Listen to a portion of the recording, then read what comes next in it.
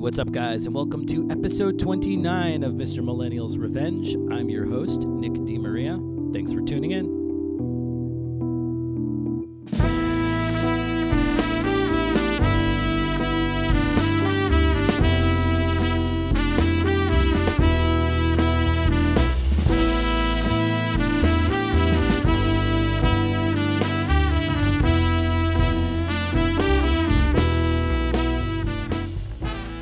On the podcast this week, I am joined by musician and journalist Mr. Brian Slattery, a.k.a. Mr. Brian Flattery.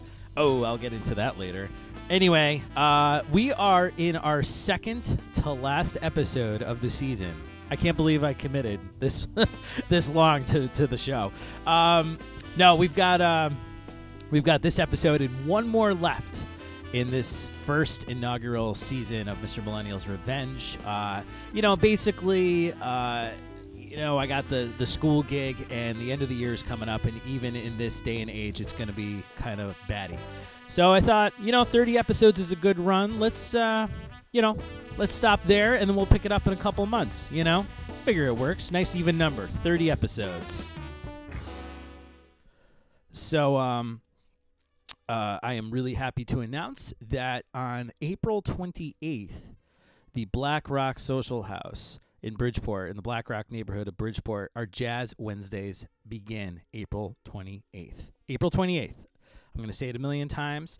It features a different band every week, and we're going to try to slowly sneak a jam session in there towards the end of the night. We still have to be safe with COVID and everything, but the COVID regulations for restaurants are supposed to ease up very soon, so hopefully that will work. So I'm inviting musicians to come sit in, Wear your mask, be safe, stay distant, get your vaccine, and then it's no fucking problem, right? So the inaugural gig is April 28th. It actually features a quartet with myself, Brian Sudo on guitar, Niall Spalding on bass, and Avery Collins on drums. We're going to play from 7 to 10 at Black Rock Social House. Super excited to do this. Mark is a wonderful human being who is the owner of Black Rock Social House, and he's a huge fan of jazz, and he's always been a huge supporter of the New Haven Jazz Underground. So,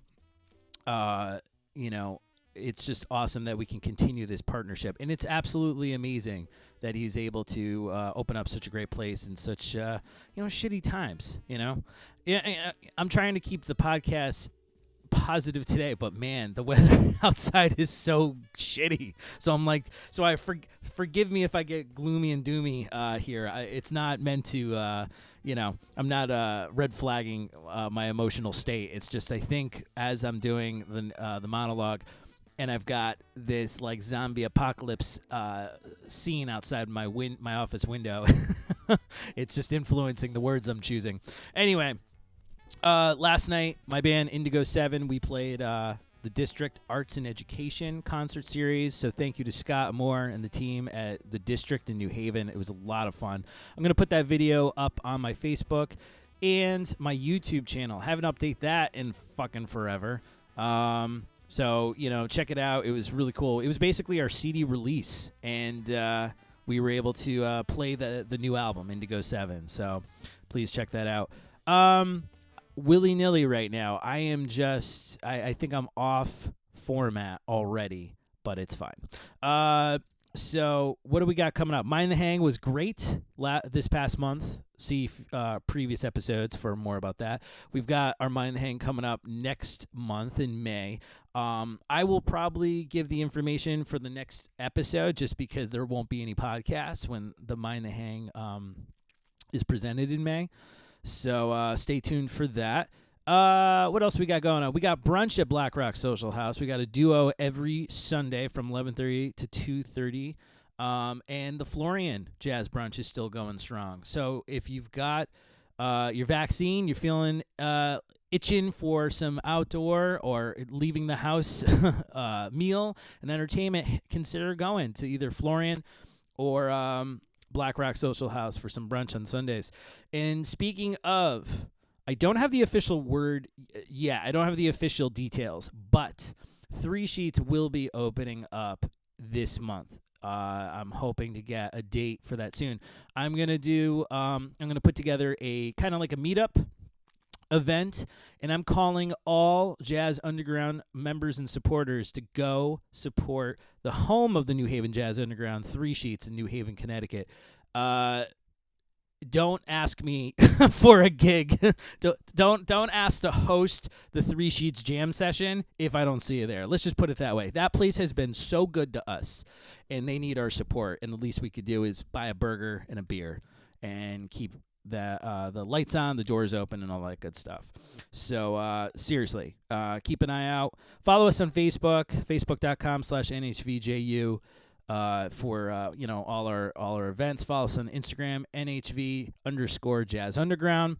Check out what we got going on there. All our Mind the Hang concerts are on our Facebook page. They will be on our YouTube soon. I have just been swamped, but I will get them up there. So thank you to any musician who's been patiently waiting for their concert to be put on our YouTube channel. Check out the podcast on Apple. Please leave a review. When you leave a review, even if you just do the stars, you don't have to type anything up, but if you leave just a star review, it bumps the podcast up and more people could see it. And of course, because this is how my life is, there is another podcast called Millennial's Revenge. This one is Mr. Millennial's Revenge. It's why can't I have nice things? Seriously. So we need people to make sure that they're seeing our podcast. No offense to the other one. I'm sure it's great. I actually saved a couple of episodes. I want to check it out, see what it's about. It's kind of along the same lines. But I want to, make sure this podcast gets its due diligence, So please, go on Apple, give us a review. Check us out on YouTube. Follow us on YouTube. And let's do the spiel so I can get into the interview, right? So Mr. Millennial's Revenge is a production of the New Haven Jazz Underground, which is a grassroots, community-based organization dedicated to producing concerts, clinics, and jam sessions in the name of jazz in the great city of New Haven, Connecticut, the pizza capital of the world. And we need your support. Go to patreon.com, right? Sign up for as low as $2 a month, and that's how we do shit. That's how we get shit done, is through small donations from good people. And that's how we've been able to do the Mind the Hang series and various other events in our history. So go to patreon.com/NHVJU. Sign up. And if you've been a member, thank you so much, because with this light at the end of the tunnel kind of vibe, it's we appreciate you. We appreciate you sticking by us and helping us out and helping us do great things in this really tough time. So that'll be my spiel for this episode. Like I said, like us on Facebook and Instagram and all that stuff. Keep an eye out. Fingers crossed we get some grant money. I'm hoping to put on a virtual festival, but I need the grant money. So please cross your fingers, pray to your God, meditate, and look for the answer within. Whatever you got to do. Hail Satan, whatever. But please, I'm kidding. But we're trying to get some grant money. I want to be able to do some kind of festival. I need money to do it. So, pull out your Ouija boards. Do whatever you got to do. I'm trying to think of that paper thing from when you were a kid, South Park made a joke out of it. They called it the device. If you know what I'm talking about, you know what I'm talking about. But, that paper thing, you, pull it sideways and forwards, and you pick a number and a color and all that stuff for your fortune. I guess they're fortune tellers. I don't know. But anyway, think positive thoughts that we get some award money so we can make some cool things happen this summer. So, all right, that's I think that's going to be enough of this mumbo jumbo in the beginning. I'm going to get to the interview section of the podcast. I've actually got 2 guests this time. I got a quick interview with Hank Hoffman. Hank is the executive director of the Best Video Cultural Center in Hamden, Connecticut. They've always been, actually, let me say that again, Best Video Film and Cultural Center. They're on Whitney Avenue in Hamden. They've always been very jazz-friendly. They've always been very music-friendly. It's an actual video store that survived. Take that, Blockbuster, and most definitely take it in the nuts, Netflix, because here's a VCR,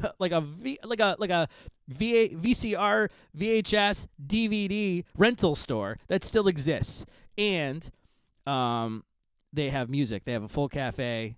They put on music all the time. They're gonna start having music this Thursday, April 15th, out in their patio, weather permitting. Starts around 5:30. We'll get into it in the interview, but Hank's a great guy. He's always been very supportive of my projects and the jazz bands and groups and musicians in the greater New Haven area. So check out, this is my interview with Hank Hoffman of Best Video Film and Cultural Center.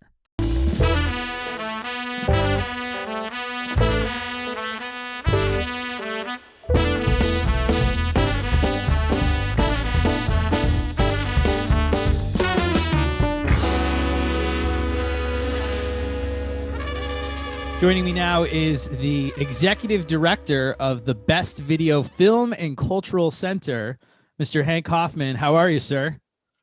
Very well. Thanks, Nick, for talking. Yeah, of course. This is, I haven't seen you in over a year. Yes. I think I can't remember. Unfortunately, I can't remember the last time I was in Best Video because everything leading up to the lockdown is pretty much a blur. My brother actually confused my birthday, like a birthday get together. I was like, no, man, that was 2019. He's like, no, that was last year. I was like, no, it wasn't, because we didn't get together last year. So it's been a while, and I'm glad to see Best Video survive the storm. It feels like a lot of the pillars of the greater New Haven music scene have pretty much survived, and that's given me a lot of hope. Yeah, we've been lucky. We became a nonprofit organization, or a nonprofit organization, I should say, bought out the original owner back in 2015. And that really helped us out in the past year, because as a nonprofit, we could get donations. And we participate in the Community Foundation's Great Give, which happens the beginning of every May. And we raised about $50,000 last May. Oh, man. And then on top of that, we were able to get some government loans, some of which will be forgivable. So we were able to get money in the bank, but particularly the Great Give, the support we got in the Great Give allowed us to invest in building a nice deck outdoors. And building that deck enabled us to put on outdoor shows. So we had about 24 shows last fall on the deck, and that's where we're going to be starting up our shows, weather permitting, this week on the deck too. And I pretty much booked, we're doing Thursday, Friday, Saturday nights, early evenings, and we're pretty much booked through July at this point. Yeah. So I believe I say this with the utmost of love, but I'm sure you had groups jumping over each other to get on the calendar. There has been there's been no shortage of finding eager musicians, I have to say. Being one of them, I feel like I could make that, tongue in cheek. Yeah, it was interesting last fall, because when we finally got the deck up and got permission from the town to go ahead, I was concerned that usually musicians like to have, 4 weeks or a month and a half or more lead time for scheduling a gig. But I would call people up and say, any chance you can play this week? And they'd say, yes. Oh, yeah. Yes, I can play this week. Any chance you can play tomorrow night? Yes, I can. Yeah. It's, we're both musicians, so, it's said with the utmost jest, but it's like a lot of the musician BS kind of it got packaged up in a box and put under the bed real quick. And I hope it's a while before it starts coming back, but it's kind of the same thing. My experience, it's like everybody's available. Everybody's eager to play whatever song you want to play. There's been no complaining of any kind, and it's been very nice to like ease the blow, I guess you could say. Yeah. Like it's been it's been nice. But I know we were really lucky last fall. The state was in a drought, and I think we only had like 2 or 3 shows had to be rescheduled because of rain. Yeah. And Whereas for our indoor shows, we charge a cover, and we've got like a formula that we tell musicians up front, what the split of the door is, and then on top of that they get whatever's in the tip jar. The way we've been doing it outside is we don't charge a cover. There's just a donation vase, and anything that goes into that goes to the musicians. Sure. Yeah. And these last fall, I think people who came out to the shows are pretty understanding of the situation that musicians were in. And I think most of the people who played went home pretty happy and satisfied, with what they made. We're going to be doing that again this spring. Also pitching for donations to Best Video because we need it to keep the doors open. But yeah, so of course, I mean, people are starting to realize that music, culture, art is really important. It's been funny. I actually been playing my brunch gig. I've said this on the podcast a couple of times. I've been playing my brunch gig pretty steadily since September when they brought me back in, but they downsized me. They put me like in a different part of the restaurant. I'm only by myself. And, I've got my little Bluetooth speaker and I play backing tracks and I play the tunes I would have been playing with my partner. And I've actually gotten more tips in the last few months than I feel like ever in my career. And it's funny, people, every time there's always someone who's just like, I am just so grateful that you're here. And it's like, don't forget that when we're all back to normal. Right. But it's funny, in the summer and fall, people were a little bit more weary. It was a different time just a few months ago, but I think now, and especially with people getting vaccinated and stuff, everyone's just eager. We had one of our Mind in the Hang concerts in March, and my email blew up the day after. It was like everyone had finally had enough, and they're like, you know what? Can I get a date? And we only do it once a month, and I was emailing people back, and I'm like, I'd love to have you, but right now the earliest I got is September. Absolutely, without a doubt, put me down. I'm good to go. And it's like, all right, let's it's in my calendar. Don't forget, Yeah. So, but in all seriousness, I'm so glad you guys are still around. You guys, I really mean it. You're a pillar of the music scene in the greater New Haven area. And, I've had the opportunity to play Best Video a few times, and I've seen some excellent shows there. And I'm glad to see that you guys are able to do something. And so the deck, I think I drove by last fall and saw the deck, and I was like, oh, cool. So super hip. So when pardon me if you had said it earlier, when do you guys start up? When's your Sure. Officially, show? I mean, we're starting up again, weather permitting, and it looks a little dodgy this Thursday and Friday, but the first show is this Thursday, April 15th, with a singer-songwriter, sort of rootsy troubadour, Sean Taylor. And usually, the shows vary depending on the performer, what time, the maximum window for music is 4:30 to 7 p.m. But most people aren't filling that up, and most shows start at either 5 or 5:30. And people should check either the upcoming events listing on our website, bestvideo.com, or our Facebook pages. Check the events. Like, for example, Sean's show. See when Sean starts. Sean's show. That's yeah. Starts at 5:30 on Thursday. Okay. On Friday, we have the Sawtells. They'll start at 5 p.m. We have Storytellers, Songs and Stories, hosted by Saul Fusner, which starts at 4:30 on Saturday.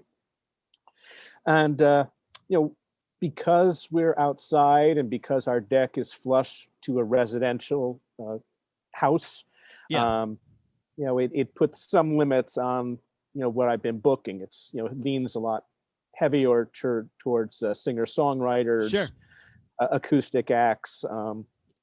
We've got a 2 or 3 rock bands, but including my own, playing semi-unplugged during the course of this. With stripped down drum kits and acoustic guitars where you might have electric.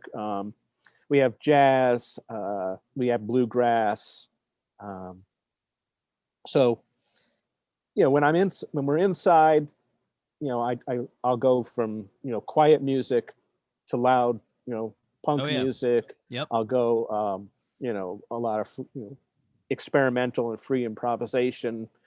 I think I lean a little bit more conservative in my booking outside on the deck. Yeah, no, and that's understandable. We still got pesky neighbors, or we just want to the be, neighbor, nice the to our neighbors, neighbors. the neighbors have been very nice. They didn't say anything last fall. They're, and we do, the shows are early. Yeah. But we've never in the history of putting on music at Best Video had any complaints, and we kind of want to keep it that way. So right now, as I said, we're booked through July. I'm starting to book in August. I've got 1 or 2 dates booked in September.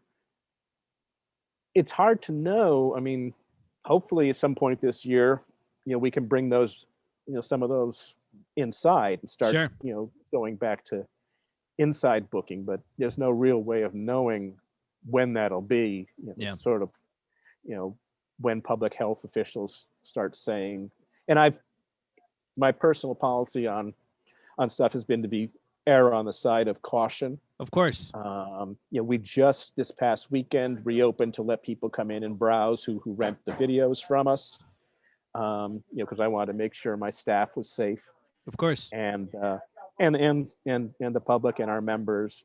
So I'm going to continue to err on the side of caution. I don't want any super spreader or spreader events associated with us. Of course. No, that's great. But last fall, as I said, we had 24 shows. They were all safe. We didn't hear of any, people contracting COVID from being at our shows. We have 4 tables socially distanced on the deck, and then what we do is we close off the parking lot when the show's going on, so people can spread their chairs out safely on the parking lot. Yeah, that's great. Our cafe has coffee, wine, and beer, so it's a fun time. And we got great feedback both from the musicians who haven't had opportunities to play, but also people who really, really wanted to get out and see live music and wanted to do it without feeling that they were at risk. So of course, yeah, that's great. So Best Video is located on Whitney Avenue in Hamden, Connecticut. So what's the name of the street next to you guys? Because I'm assuming that's where you're gonna park, right? What's the well, there's parking behind us. Okay. And on the cross street, which is Thornton Street. Thornton. So that's it. Okay. 42 Whitney. We're 1842 Whitney Avenue, and the cross street is Thornton, and there is on-street parking, but is also parking behind Best Video. Okay. And and as you said, you guys have a cafe, which is fantastic.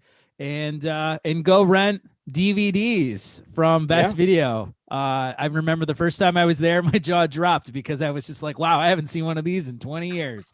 But you guys are a music venue, a cafe, and a legit video rental store in a way, keeping that going. It's incredible. I can't, Yes.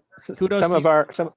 Some of our staff were bored during the times when we were closed, and they created 80 more directors sections. So wow, if you're an aficionado of browsing directors sections, we've got you hooked up here. That's awesome. Well, Hank, it's so good to see you. As I have folks on the show who are from the scene.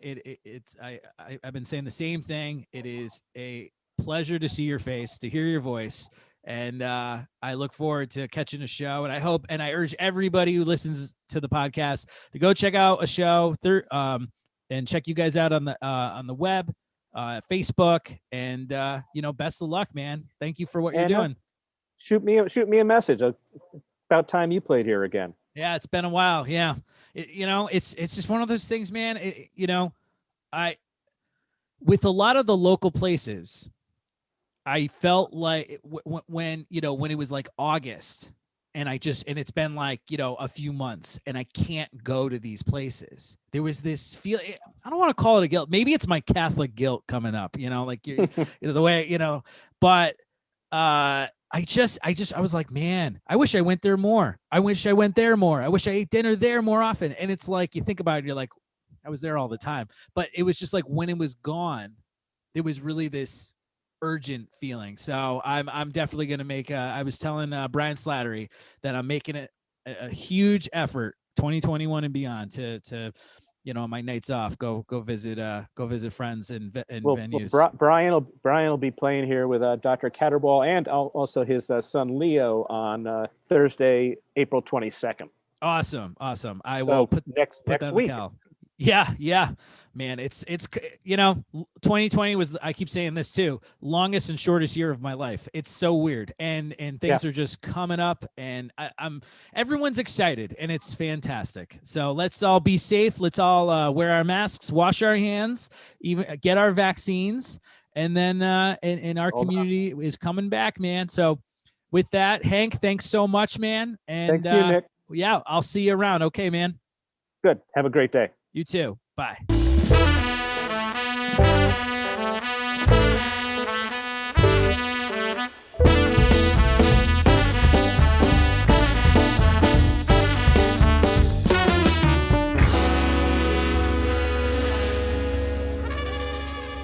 All right, so go check out Best Video. Go see some shows.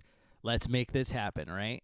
Awesome. So thanks for Hank for coming on and telling us about the great things. Like Hank is a scenester, and what I mean by that, he's one of these guys or gals or just human beings who believes in the local music scene and is giving local musicians the opportunity to play. And I love it. I absolutely love it. I love this town. This whole area has so many people like that, and do what you can to help support Best Video and the shows that they present. Also, go check it out, man. It's so cool. And like if you're old enough to remember video rental stores, it's such a walk down memory lane. Like, it's the first time I ever played there, I actually just wandered around. I was like not interested in setting up for the gig because they have bands in the store in the center. And when you first walk in, the cafe is to the left, the cash registers are to the right, and then it's like the stage is on the opposite side of the building, and then you've got all the racks and all the DVDs and videos and stuff. And I just didn't compute that I had to get ready for a gig. I just wandered around the store looking at the shelves as if it was 1994 again. It was amazing. It is amazing. So it's a really cool spot. And, check it out. So, Best Video, Film and Cultural Center on Whitney Avenue in Hamden, Connecticut. Their music starts, it's supposed to start today, but I don't think so with the weather, but we'll see. So, keep checking and reach out to them on social media if you have any questions for them.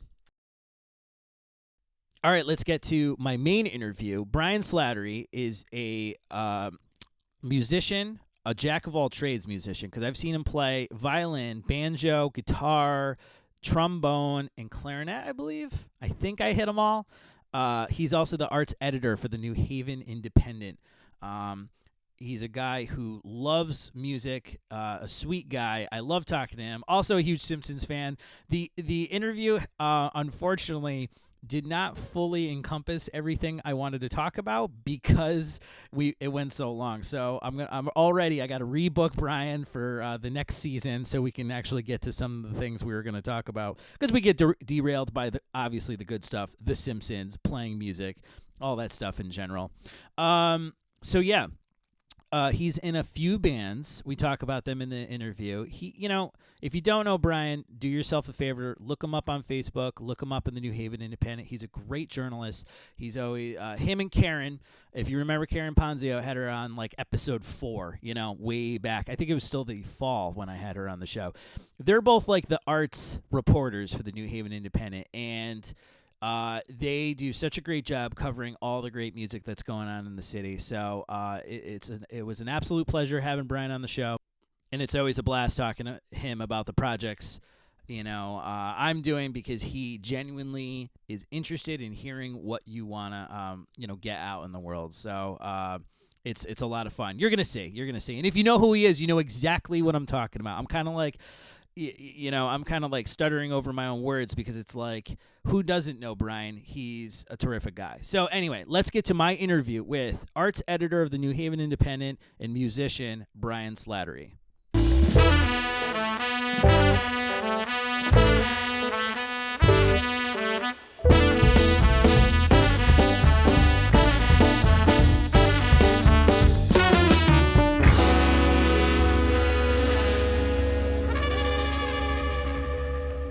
And joining me now is New Haven Independent's very own arts editor and musician, Brian Slattery. How are you, buddy? Good. How are you? Good, good. I'm glad we could get together on this lovely afternoon. Well, via Zoom, I should say. Yeah. I haven't seen you in months, I don't think. Yeah, we've talked a couple of times, but this might be the first in face to face, quote unquote. Yeah, I did the bunny ears. But how's everything going for you? Good. We're hanging in there. Now that the weather's warmer, I'm in a much better mood. I feel like that. Yeah, I feel like that's going to be the case for everybody, just in general. Just because, yeah, everyone knows what COVID life is in the cold months, and the warm ones. So I feel like people are like, well, at least it's not cold, you know. Yeah, there will be some kind of reprieve, I guess. But yeah, I'm into it. I'm into the warmer weather. I'm one of those people where I don't think I've experienced weather that I would think of as too hot. I really like it hot. Yeah. Humid. That's me. So. I could tolerate the heat way more than the cold. I like the cold, but I get sick of it faster. Let's put it that way. I'm over it. I'm over it. Like by afternoon, it gets cold. I'm like, by evening, I'm like, okay, cool. Can we move on? See, people don't realize that spring is the worst season. I feel, or maybe like more people are waking up to it because winter is winter. Like, you know what you're expecting, right? So you know the leaves are gone. You know it's cold. You know to expect snow, and you kind of get into a mindset for it. Plus, you got the holidays, which cheers it up. But like, everyone just assumes that on March 23rd, like, we're back in action, baby. And it's like, no, man, the first 45 days of spring are the fucking worst part of the year. Absolutely worst. We are like at the edge of the shit end of it, you know? It's true. Like the weather report on Friday looks miserable again. I kind of heard, I went to the dentist today and I could hear not my hygienist, but I could hear two other hygienists complaining about the weekend, the weather, something about the weekend weather. And my hygienist just goes, I don't even want to get into the middle of that. Because I feel betrayed. Like, you give me a day like today, and then you're like, so now we're just going to give you more of this stuff that you don't like. Yeah. Fuck off, basically. Yeah. Right. And naturally, I'm on spring break from school, so I have to do all this yard work.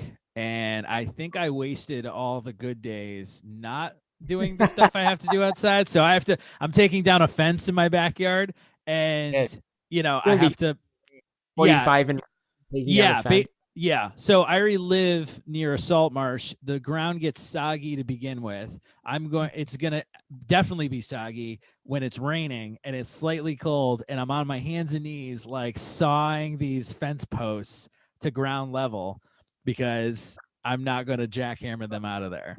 Yeah. Gross. So just in time to get ready, back in the mindset of going back to school.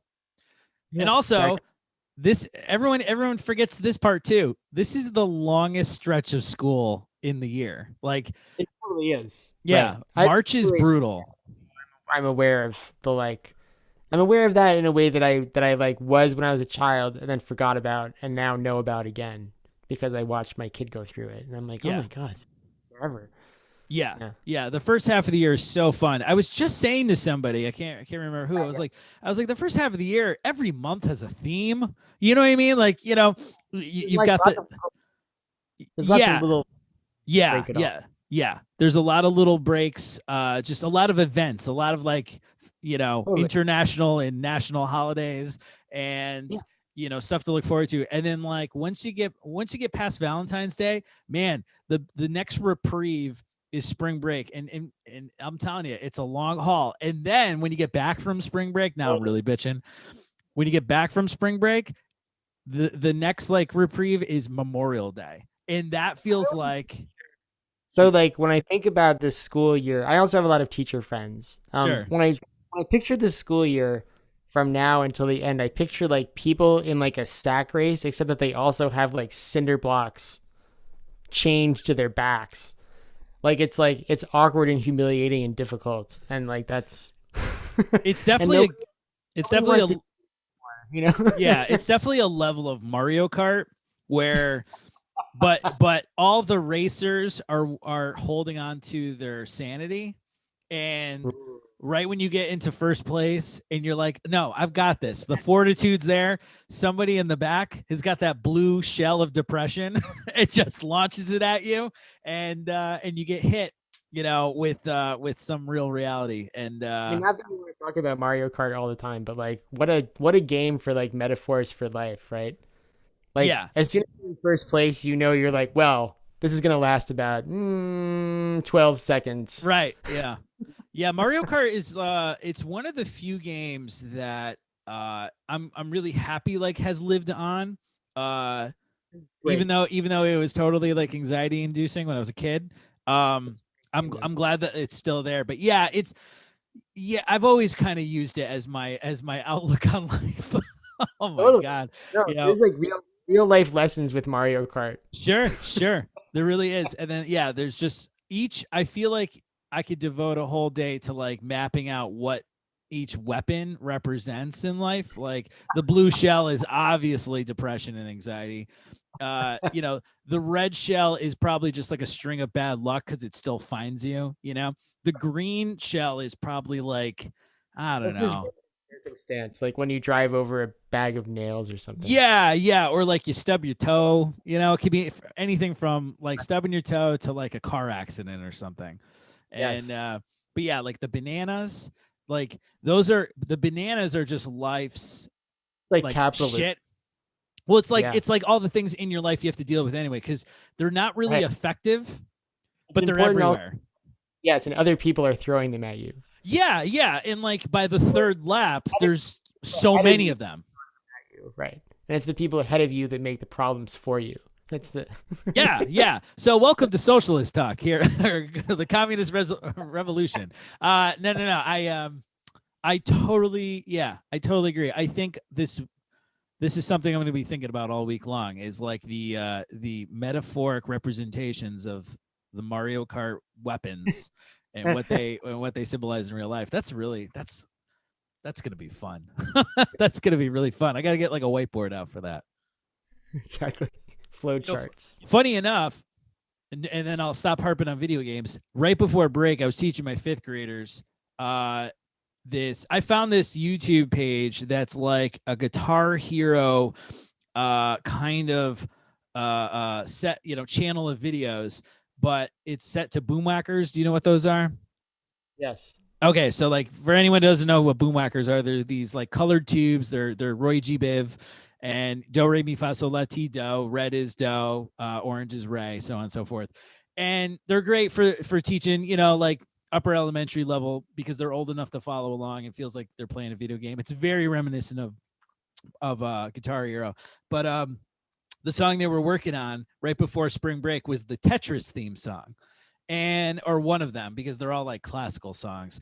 But they were like you're telling me this is based on a video game? Let me see. So I found on YouTube like a full, because of course, like a full playthrough of NES Tetris from like 1987, and Right. they were like zoned into this game. Like, and what's funny is you're watching just some average Joe play it, right? And he's pretty good, but like there's a couple of close calls, and then when he like Yes. neutralizes a whole section of the screen and it changes to Very the next satisfying. level, they were like freaking the fuck out. They were getting so excited to the point where when they were getting picked up to go back to class, I had to explain to their teacher why they were so worked up and why we were watching Tetris.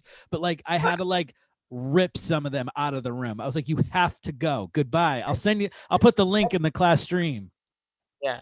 I mean, the hours I've spent playing Tetris, I keep, I'm embarrassed about just how much Tetris I've played. That's not a game to be embarrassed about. Like Let's just there's say I got like really good at it. I mean, it was sure. like I was really good at it. Yeah. Yeah, my mom was. She would always we'd always catch her playing. Like, Yeah. I was like 6, and she'd always want to play Tetris. She was the only one that I knew that was good at it, Um Yeah. but The anyway, adults can be really good at that game. yeah. I think. Yeah. there's way worse games to like be obsessed with. I feel like Tetris is like, there's like class to it because everyone knows it's a brainier game. So it's like, ooh, you know, I can picture somebody with a glass of wine playing Tetris. That's right. Grand Theft Auto is a bottle of Dubra vodka, you know, Right. like the kind you find smushed in a parking lot. Yeah. All boys of video games. Yeah. Oh, here's another thing I could think of. What alcohol represents what video game? But to not to get too off topic here, I'm glad you could join me on the show. We talked a couple of times this pandemic, and I talk as if there's going to be another one, knock on wood. But you've been pretty active, for the most part. Like, has it been? It must have. Yeah. It must be really exciting to have something to write about, and I feel like especially now, there's a lot kind of perking up. Yeah, I mean, I wouldn't say that there was nothing to write about during the pandemic. Because like people kept busy doing things. Sure. But yes, you're absolutely right that there's certainly more. There's definitely a sense of things, reopening, people throwing events. I mean, it's particularly for, like the music venues right now are in that cool spot where some of them are figuring out that they can swing opening, and they can do shows and they can have an audience that makes it worth their while to open the doors and all of that. And all of that is great. Yeah, clearly. It's like, it was neat seeing like across the arts, like how these things worked. Like, as it turned out, like visual arts galleries figured out that like, they're like, actually we can do this, we just can't have like a big art opening, but we can actually like open the space. We just have to make sure that like not too many people show up at once. Yeah. They were like good to go pretty early. And then sort of gradually you're like adding the arts back in. Poor theater is like the last thing. Like theater is like a whole other nut to crack. That is a very, very difficult one. But like, the sort of like scrappy end of music venues is like totally figuring out how to do it. And I think that like to me, one of the big stories of 2020 is just how like scrappy artists turned out to be, right? Like, I feel like there's just a ton of really cool stories about, people figuring out how to like still continue to play during all of that and still continue to like find audiences to play for. I mean, that part's, that was fun. There is this to be able to document, Yeah. And not to be too cynical, but there is this like and I know it's fleeting mindset that art and music is really showing its necessity, to normies, to regular civilians. More people have been receptive to me playing brunch. Like I still have a brunch gig, surprisingly enough, and no one I've gotten more compliments in the last 3 months than probably the last 5 years of my career. And every time I think someone's coming up to tell me to like be quiet, they're not. And it's really weird. And I know that's that's gonna go away eventually, but I'm enjoying it while I can.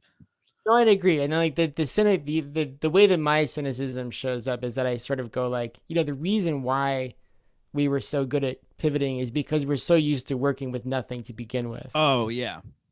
They're like, oh, a pandemic? That's only like mildly more difficult than like the average gig. Yeah, I mean, in a lot of ways, yeah, you're absolutely right. In a lot of ways, the only thing that changed. I celebrate this too much. Yeah, really, the only thing that changed was there just weren't any like physical performances, but a lot of it stayed the same. A lot of it was hanging out by yourself, fiddling with the same ideas, trying to work, whatever software. I mean, you're right. A lot of it was exactly the same, and it's funny too. There's one part of me going like, I'm glad to be able to tell a story about people like adapting and being resilient, but like this is also the sort of like, it's because there's never been anything for my entire life. Yeah. As an adult, like the music scene has always been like hanging by a thread. So like, it doesn't matter what thread it's hanging by. Yeah. It will grab whatever thread it can, for sure. It's funny, I've said this on the show a couple of times, but for you, like I've had to make my own content for school. and I just got like pretty good at making videos for like my school YouTube channel. And my principal was like, she's very supportive, but she was like, I had no idea you could do this. And I was just like, I'm full of scrappy ideas. Like, thanks for noticing. Not that they didn't, but it was like, you know, it's shining through now because there's nothing coming from the top. Like I was, you know, I feel really bad for my colleagues who aren't tech savvy because they were no doubt trying to sing. You know, I'm sure a bunch of them had their keyboards out and they were singing to a computer screen thinking that the kids were singing back. You know, it's just, that's just not how it's working, you know? Right. And speaking of theater, yeah, I just finished up. I always teach the kids about Broadway around this time of the year, and there was like a little depression. There was like this depressed vibe to that this time around, because normally we could like, you know, we could talk, you know, we could talk about what's, you know, leading up to last year was like we talked about Hamilton nonstop, you know, and the kids would be like, well, what's the new hip musical now? And it's like, well, we'll find out because none of them are airing, you know. And you know, I mean, like my wife is a big theater person. I'm always joking that like she should be writing the theater reviews and not me, because she knows way more about theater. She knows more about theater than anyone else I know, including like theater critics. Wow. Like, she's super knowledgeable. She loves it to death. She's one of those kids where like her parents took her all the time, and you know, it goes deep. But like, you know, she's really bummed. You know, it's like it's a big part of her life, and it hasn't been here for a year, and there's still really no end in sight to that. Yeah. That, you know, like, they keep having to like postpone the opening, and I mean, she'll be the first person in the theater when it opens. Oh, no doubt. as people, but like, it's that is a long time to wait for, like, you know, it's a long time to wait for something that, like, I'm not saying that people took it for granted, but like for something that was a really important part of people's lives, it's a long time to wait for it to come back. Yeah, no, I feel like it's not that, because I was talking to Hank Hoffman about this. It's not that you took it for granted, but you just, because you can't, there's this guilt or something. There's this idea that pops in your head that you did take it for granted because now you can't. I think it's just that. Yes, but we can acknowledge that we don't have it. Yeah. Oh shit, what was I gonna say about Broadway? Oh, you can tell your wife this story, but funny enough, the very first time I discovered what true sex appeal was at a Broadway show. My family went to New York City all the time. And one year my parents got us tickets to Chicago. It was running. I was gonna say Chicago, and I didn't, because I thought, like, what are the chances? But god damn it, I should have. That was But this story's not going in the direction you think it's gonna go. So we went because I think it was one of the only shows, because it was like a revival show. There were more tickets available. It was like something like that. This is like 1998, probably 99. It was definitely before 2000. Definitely before revival. Yeah, and Patrick Swayze was in it. Oh, nice. Yeah.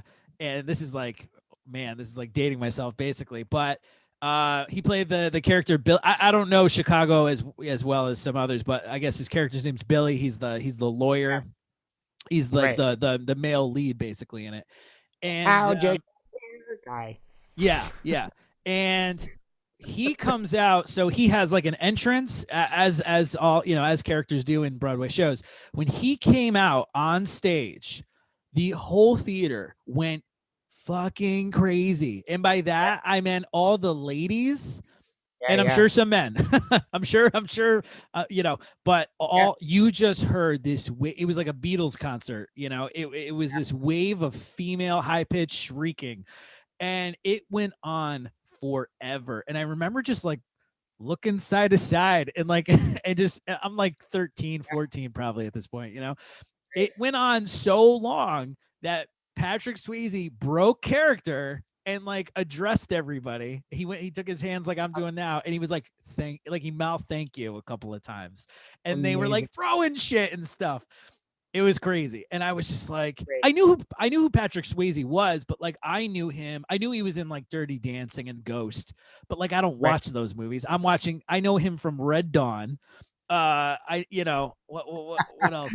Red Dawn. What other action? He had like another action movie in the 80s, I Did think. you see Roadhouse? Roadhouse, and then it was like Roadhouse in Red Dawn. That's like what I knew him from. So I knew him as this big, tough, burly guy, and You don't know sensitive Patrick Swayze. Right. Well, that's the thing. Like, there's so many art. Yeah. It's funny, and I could tie this into a modern take on this too. Is and so anyway, like that's when I was talking to my parents. Like after, I was like, man, all those ladies were going crazy, and my mom just goes, "He's a very handsome man." Yeah. And it's like there is that. Have you seen Dirty Dancing like as an adult? No. I think Like, it's I saw been quite some time since I saw that.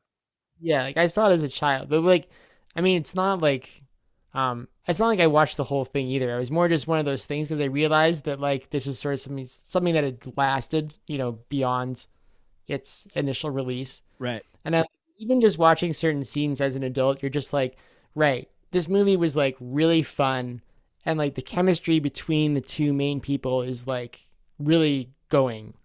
Yeah. Like it's one of those movies where like it has certain elements to it that you're like, I get why this turned this man into a sex symbol. Oh, sure. The movie's horny as hell. Like, and it Right. works. Right. Yeah. And it's really fun too. Yeah, Like it's yeah. very guilt-free horniness. Yeah, exactly. I think the modern take on that, and funny enough, is so a lot of people don't know that Hugh Jackman like started out as a stage actor. So I always tell the kids, I'm like, oh, like Broadway nerds do indeed know this. Yeah, right. You would, yeah, of course you would know. So like, I teach the kids about the golden era, tell them about Oklahoma, and then I have a video of Hugh Jackman starring as Curly in Oklahoma from like 1996, I think. Right on. And the kids are all like, I tell them like who he is, and they're like, oh my God, he doesn't look anything like Wolverine, and it's like, well, because it's called range, kids. But it's funny enough. Wondering why he's good at everything. Right. Oh yeah. In my, it's funny if you ever watch I'm sure you've seen The Greatest Showman.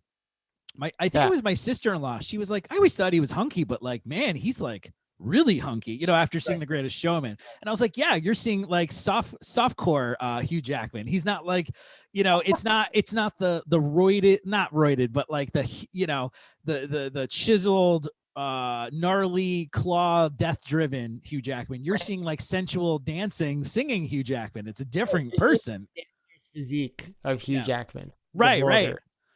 And it's just, so it just made me think of like, oh, okay, I guess that's the modern version of my Patrick Swayze situation. But yeah, thanks to Broadway, yeah. So, but anyway, you are a musician as well as a writer for the arts editor, I should say, of the New Haven Independent. You are a violinist, you are a trombonist, you're a strings player, you're a vocalist. What am I missing?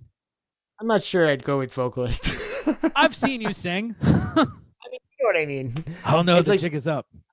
I'm one of those people where I just like ended up in front of a microphone enough that I figured out how to like deliver a message. So when I need to, somebody was just like, here, take this, and it was a mic, and you were just like, oh, okay, Yeah, I mean, more or less. It's for some reason I just ended up singing a lot in bands, because I can sing in tune. It's not, I don't have a lot of range, and increasingly less so. Yeah, yeah.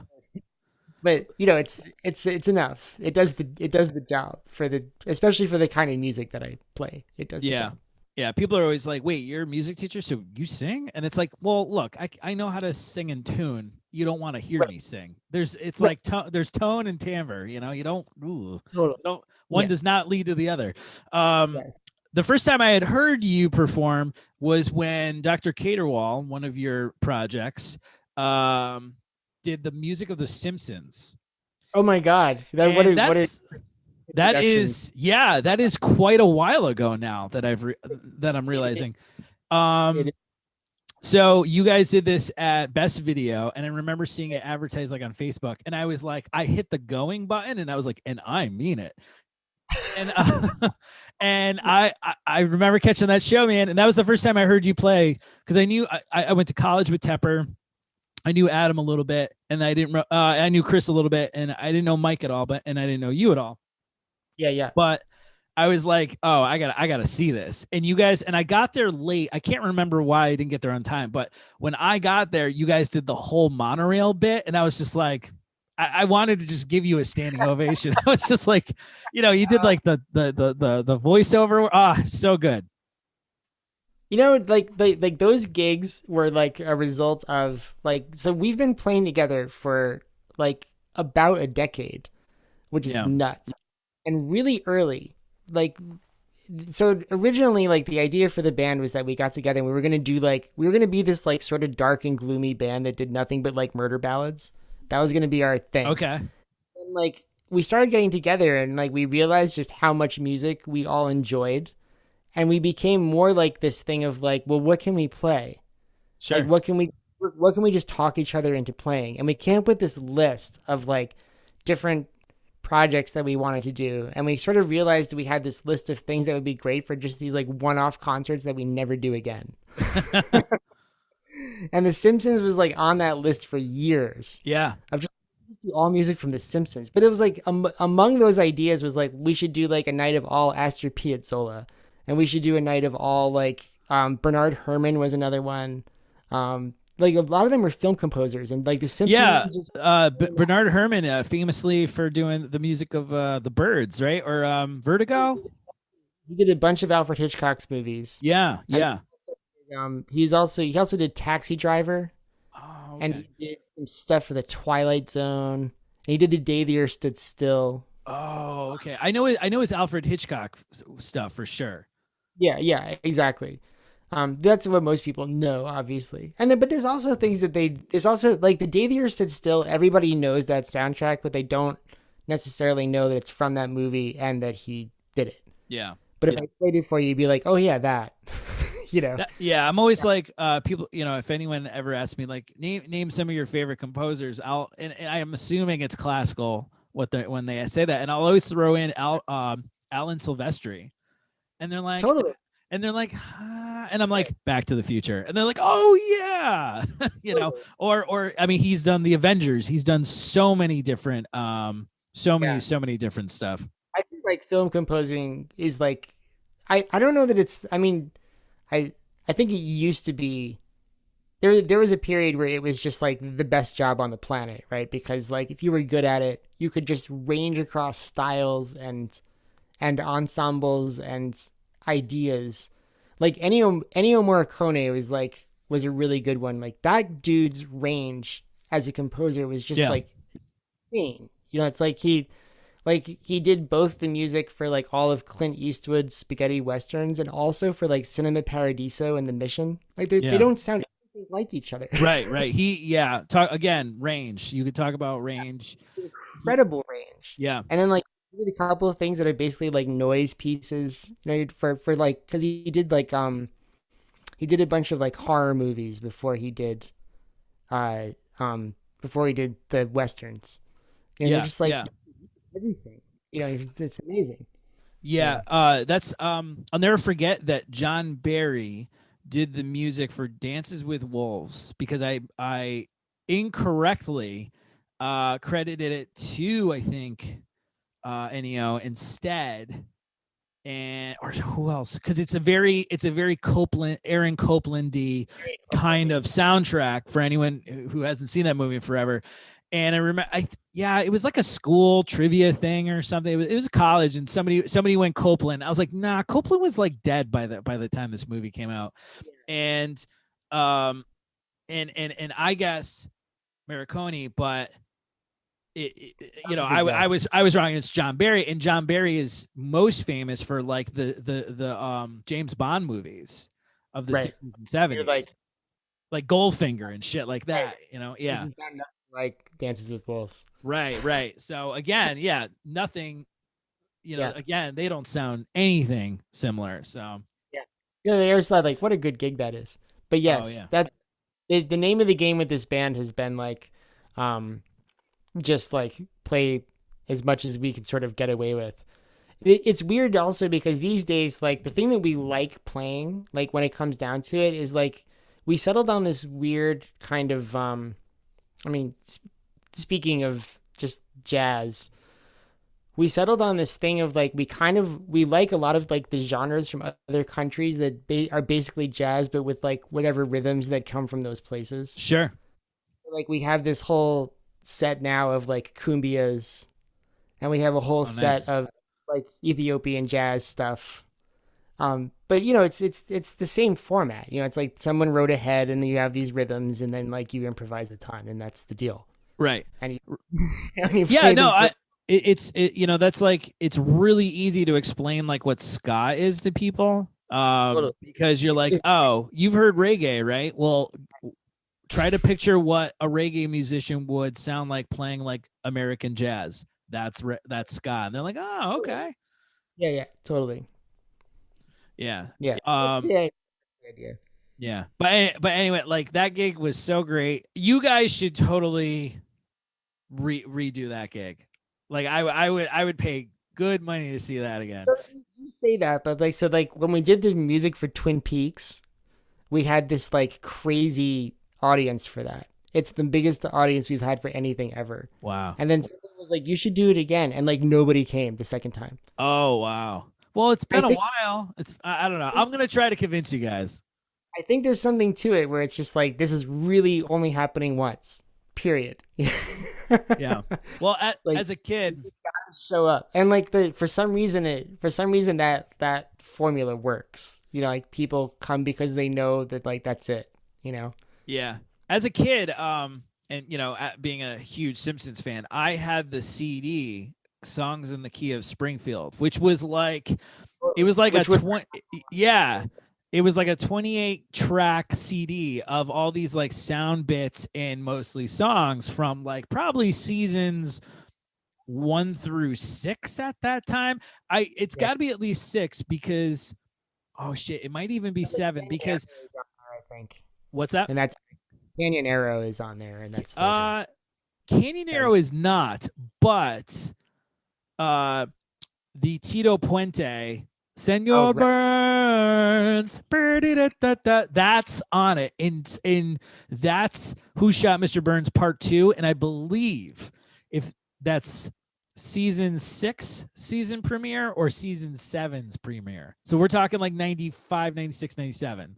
That sounds right. Yeah. Yeah. Yeah. You'll be pleased to know. So, like, I have a teenage kid. You'll be pleased to know that those years that we think of as the best years of The Simpsons, his age group also agrees are the best of The Simpsons. It turns out we're not just like nostalgic assholes. Like, Yeah. it was a good run. It was Yeah. a good run. Yeah. Well, you know what the thing is? I think the reason why. Oh, go ahead. Went over in the writer team. You know, the creator started doing another show, et cetera, et cetera, et cetera. And like we just happened to be like a good age for that show at the time. Yeah. But yeah, even my son is like, oh yeah, it's basically like seasons like 3, 4, 5 are the best, and then Yeah. it starts to get kind of weird. Yeah. Well, a lot of people don't like what I don't find surprising to hear about that is, and what a lot of people don't know is a lot of those episodes were written by Conan O'Brien and Greg Daniels. And Greg Yes. Daniels, famous for making Parks and Rec and The Office, Totally. the American version of The Office. So you have all these like, you know, people our age who love The Office and Parks and Rec. And it's like, yeah, but that humor originated in mid 90s, early mid 90s Simpsons. And, you know, I was watching with my wife and and I said, do you see that Homer Simpson in the middle of The Office? Like right near Stanley's desk, there's this like load bearing beam. Yeah. And on top Right. of a pile of paper is a Homer. And I was like, that's because the creator of the show worked on The Simpsons. And if Right. you listen to Conan O'Brien's podcast, he talks about working with Greg Daniels all the time. And I think it's because that humor is just so good. And the show definitely changed when that team of writers left. Yeah, exactly. Like they all, and like justifiably, like they all went on to like their own projects. And it's, Right. like, good, Yeah. Yeah, they went from staff jobs to like creators.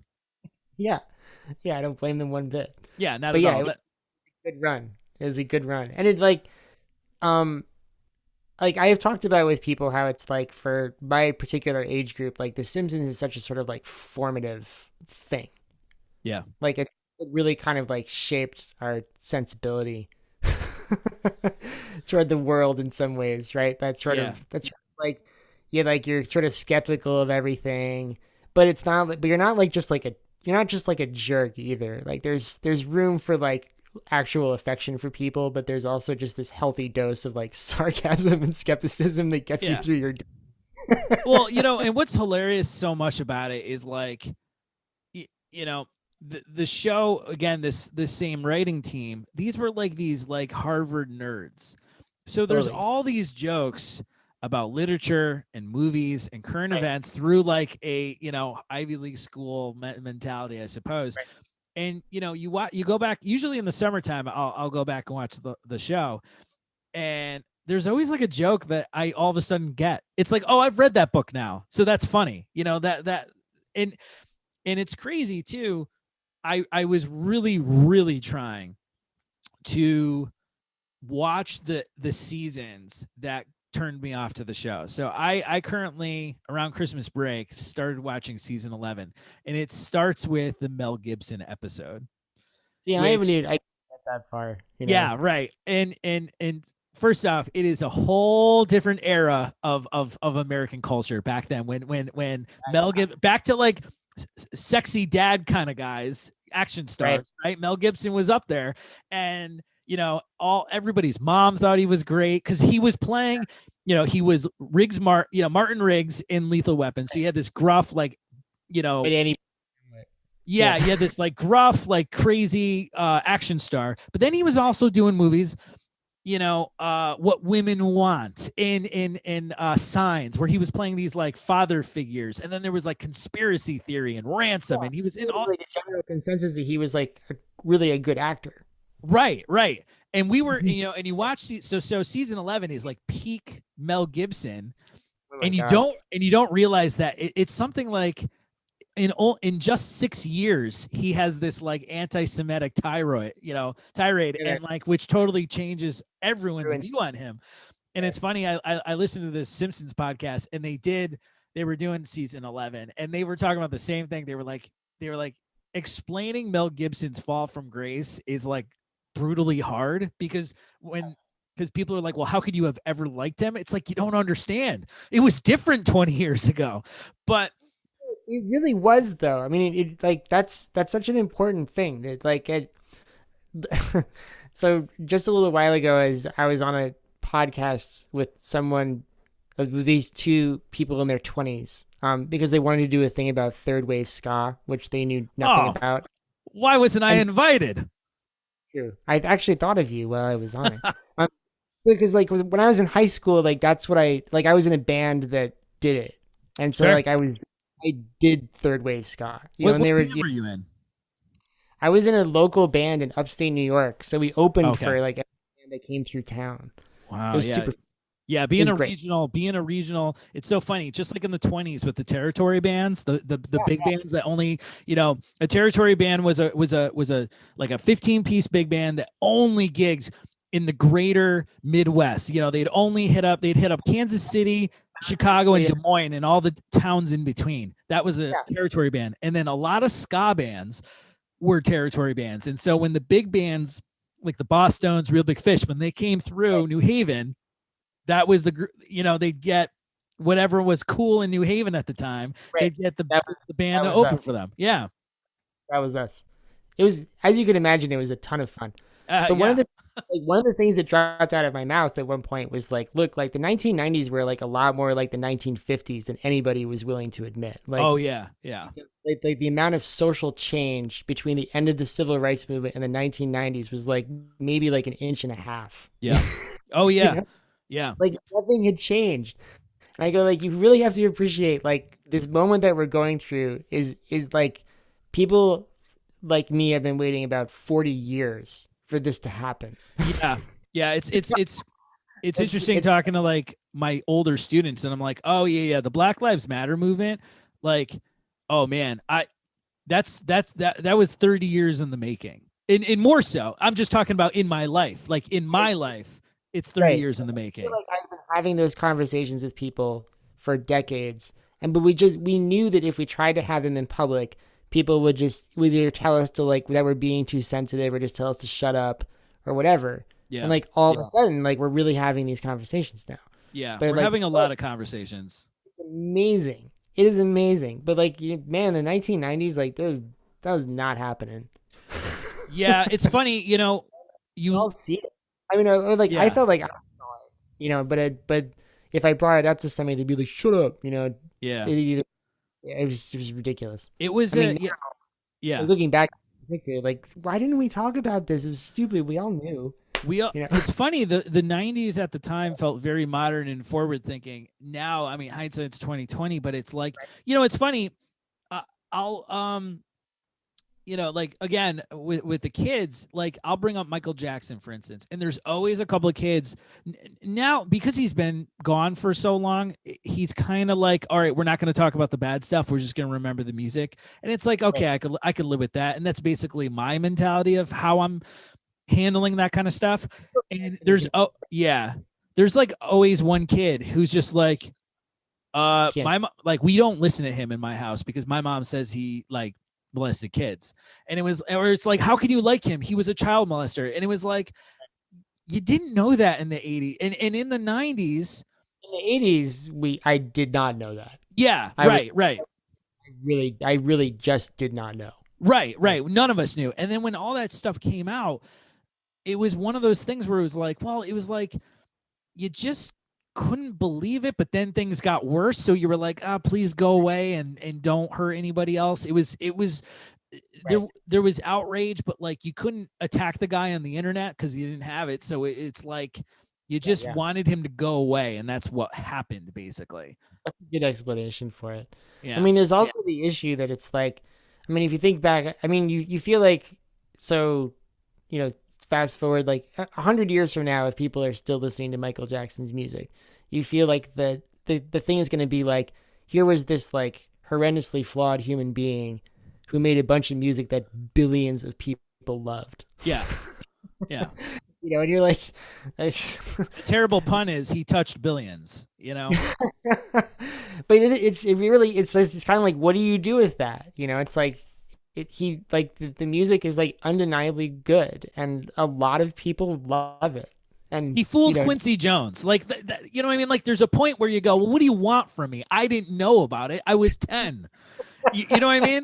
Like, right. What do you want from me? And if Quincy Jones was okay with them, he's okay with for me.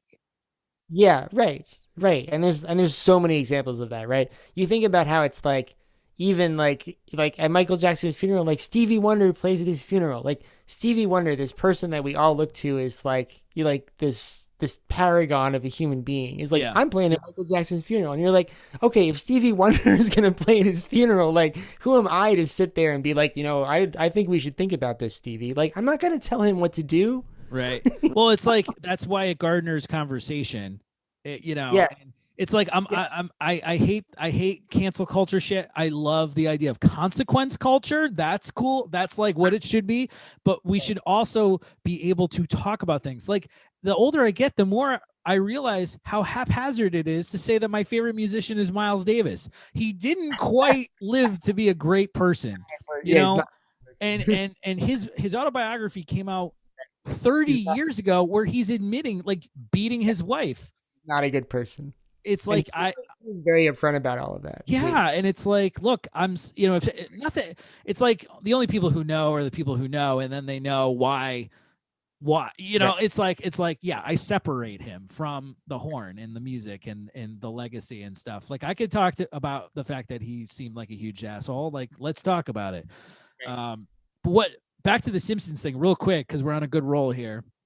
What do you think about like the whole Apu thing, the Hank Azaria, like stepping back? I think it was a good idea for him to step back. Yeah. I think that's a great example of like, surely you can find somebody to do that voice. Yeah. It's like, it's not, that feels like that's one of those things where I'm like, that's an easy fix, right? Right. It's like, look, I mean, if we keep saying, like the 90s were a totally different time, which they were, you go like, okay, but now we're allowed to change our behavior. So let's Yeah. just change it. Let's change it. You Right, can have right. Exactly. You're allowed to change keep yourself. doing the other 72 voices that you do on the show. Right. Like, no one's saying you have to lose your job. You're just saying, like, don't do that character and, like, find somebody to do it. You can find somebody. It's the Sure. Simpsons, big ever. Right. Get it? Well, like, you can look at it from the Big deal. yeah, You you know? can look at it from the musician standpoint. I'm just jealous that he had such a steady gig. Yeah, an amazingly steady gig. No, And I mean, look. he still has the other 72 characters or whatever that he does. I know. Like he's out of a job because he doesn't get to voice Apu, Yeah, yeah. No, I mean, I agree. I hope it doesn't. I feel like it's gonna be someone's gonna be like, okay, boomer, but it's like I was one of those people who was like, oh, Apu's like a hardworking guy and he has like 7 kids and he works like. I get it now. Obviously, I get it, and I'm fine. Change the actor, fine. But when I look back on my childhood, I'm gonna go, oh, I was never laughing at Apu. I thought Apu had it, like Apu was like the fire chief of. He was like the chief of the fire department in the episode where Homer burns the house down because he fell asleep instead of going to church. It's like, I mean, but it's complicated. I mean, yeah. When my son watches The Simpsons, like some of it seems like crazy dated to him, right? And it is. Oh yeah. You think like we've talked a lot about how it's like, we talk a lot about how the stereotype of police has changed like completely since then.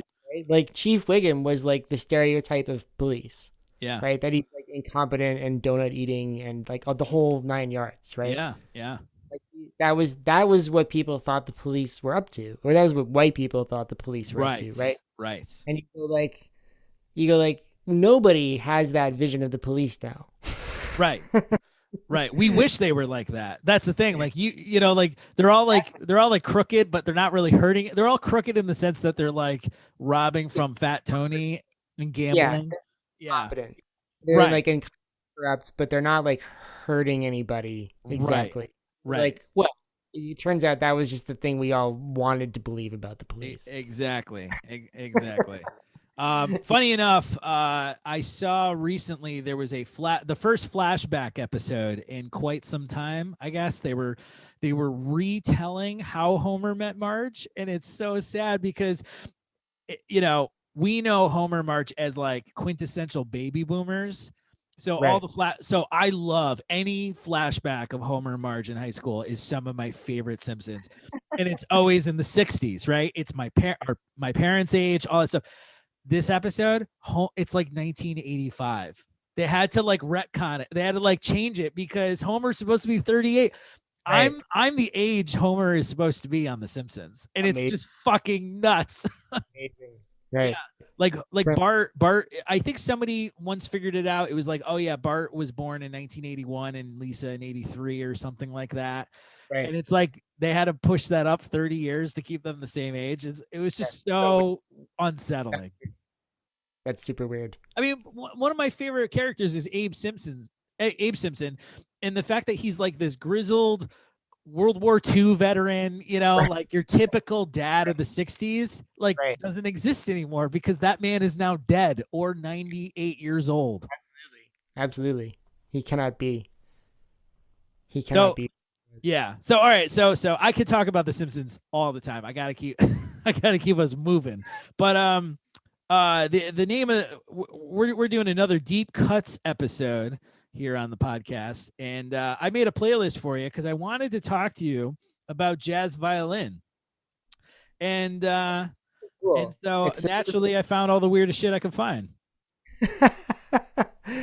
I mean, I think it was good of you to do that because I think the person who like looms in most people's, if they know about jazz violin at all, it's Stefan Grappelli, right? Which is so. I mean, for what it's worth, like my experience of discovering the whole Django Reinhardt, Stefan Grappelli thing is of somebody like handing me a few of like compilations of their compilations of their, I guess they were 78s. Yeah. Like compilations of Yeah, their they would be. 78 from that, back in the day. And listening to them as like a teenager, I was like so intimidated because I was like, that's what you have to be able to do to be able to play jazz on the violin. I was like, I loved it. At the same time, I was like, this is like, I'm never going to be able to do this. Yeah. Like it was enough to kind of like scare me off for like a long time. Because it's like, dude, like that guy is so good. And if that's, I kind of thought that he was just like standard violin player and not like the best violin Right. player. You thought the best was the average. That's great. That's soul crushing. So yeah, I was like, well, it's really nice that they got to do that. Like, and I'll just enjoy it for my rest of my life and never try it. And then like, as the years went on, I sort of realized like, oh, like he might be the best one. Like the sort of joke when he died was that everybody else finally gets to move up a chair. Oh, okay. Because he had such a long career.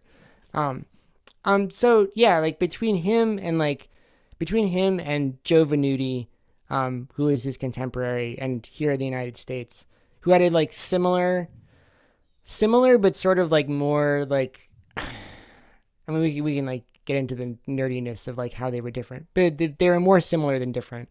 Mhm. Um, and then like the other sort of like standard dude would be Stuff Smith, Yeah. who did have a different approach from the other two of them. Like he was much more played like a American would be the way to put it. Like the thing that makes Stefan Grappelli what he is like that he is like learning when he had a ton of classical rep under his fingers, but then he learned most of his moves from Roman musicians because it turns out that style is you like Roman musicians spend plenty of time improvising in the traditional music that they play from across Europe. So like they were like ready to play jazz when jazz showed up in Europe. They were like, oh yeah, we know how to do this. It's just like a different set of songs and a different set of rhythms, but like we know how Yeah. to. Right. Right. So like that was sort of like the mix. And like Steph Smith doesn't have that. He has the same brew of like American and particularly Black American music that other jazz musicians had. So Yeah. he has the like, if you're an American, you can play it this way, and if you're a if you're European, you can play it that way. And like for quite a while, like that was my like I could describe them as like sort of my like lodestones for like how to play the instrument. Um, but like especially because of where we live, and New Haven being like the wonderful sort of like you know vortex of experimental music that it is. Yeah. Like you start hearing about these other people, and particularly Leroy Jenkins because he's like a collaborator with Anthony Braxton, Yeah. uh, who is who is like this. I think of him like more and more as like the spiritual godfather of like the current experimental scene in New Haven. Like he's just like he and Wadada Leo Smith are just there being like, "Go forth, my children," like Yeah. make this thing happen, because they were there kind of at the beginning of it, and they're a very cool connection that we all have to like the history of like the more experimental end of things. Yeah. A lot of And people don't realize that they were like kind of the kids in that social circle, in that right, musical circle, like, of the especially like the 70s avant-garde when it like yeah, post Coltrane basically, like Leo Smith and Braxton were like probably like still teenagers hanging out with right, Cecil Taylor and guys of that Bill Dixon, guys of that nature. yeah, but they're like a real connection, like Yeah. and it's They were there. Yeah. yeah, yeah. It's like, and they've done so much to like move things forward, in the course of their careers, which is really cool. So like for me, like I had actually gone down this like crazy rabbit hole of being like I read, when I finally was like, I'm gonna do this thing. I in At the time I did this like 10-year thing of like learning how to play various styles of Eastern European music because I wanted those chops. I Yeah. wanted the moves that I heard that Stefan Grappelli had. And I didn't, now I don't think of myself as trying to like replicate anything that he did, because the detour into Eastern European music was also a detour into sort of realizing that I wanted to play like in a much dirtier way than he does.